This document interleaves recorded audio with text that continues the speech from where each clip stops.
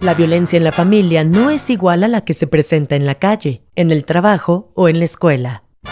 Desafortunadamente, la violencia familiar ocurre donde deberíamos estar más seguros, nuestro propio hogar.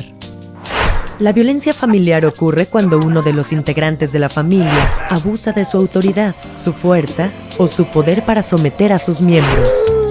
El maltrato como una forma de violencia en cualquiera de sus formas es un acto de cobardía y en ningún caso se justifica. La violencia se puede manifestar en diferentes grados, mediante conductas agresivas que van desde gritos, insultos, burlas, ofensas, silencio, indiferencia, castigos, golpes, hasta casos de violencia sexual, privación de la libertad o lesiones que pudieran desencadenar un homicidio. Muchos son los factores que facilitan que el agresor ejerza violencia contra los miembros de su familia, teniendo como base la subordinación económica, moral y emocional de las víctimas con el agresor. Igual si el agresor tiene alguna adicción, problemas psicológicos o incluso enfrenta problemas laborales, entre otros.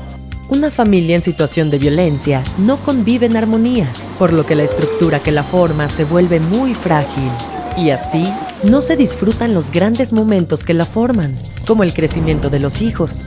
No hay solidaridad en las etapas económicas difíciles. No se disfrutan los eventos naturales de una familia, como nacimientos, graduaciones, bodas o vacaciones, por ejemplo.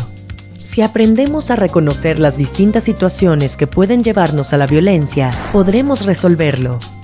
El agresor puede ser cualquier miembro del clan y generalmente maltrata a los menores a través de castigos, regaños, coscorrones, jalones o pellizcos. De esta manera, el niño aprende a someterse ante quien es más fuerte que él y lamentablemente también aprende a someter a quien es más débil. A pesar de que promueve y legisla sobre la equidad de género, algunos hombres actuando de manera machista se pueden volver violentos. Si provienen de hogares en los que hubo padres golpeadores, a veces imitan ese modelo de familia y pueden repetir el abuso. Algunos padres educan de forma tradicional, donde a los niños se les enseña a ser fuertes y duros, mientras que las niñas aprenden a ser tiernas, dulces o sumisas. En ambos casos, los castigos verbales y corporales están presentes en su vida bajo la premisa de enseñarlos a obedecer. Los agresores tienden a justificar el maltrato como resultado de la provocación o la desobediencia, sin comprender que solo logran crear resentimiento en ellos, afectar su autoestima y hacer que sean incapaces de amar, repitiendo el ciclo de la violencia. Para reconocernos en la violencia, las personas debemos revisar si las formas que vemos como normales son o no violentas. Por ejemplo, para corregir a nuestros hijos, debemos identificar cómo actuamos con ellos. Les gritamos, los golpeamos, nos burlamos o cómo actuamos cuando nos enojamos. Les dejamos de hablar, los ofendemos, los insultamos. ¿Cómo son nuestras actitudes hacia otros?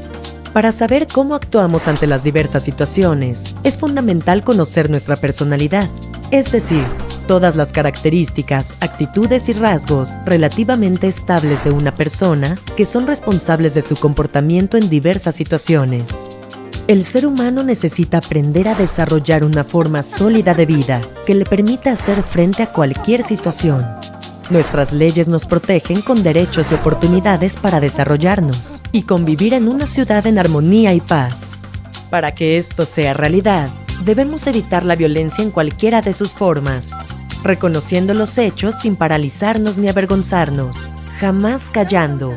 Por el contrario, pidiendo ayuda y, si es el caso, denunciar las situaciones.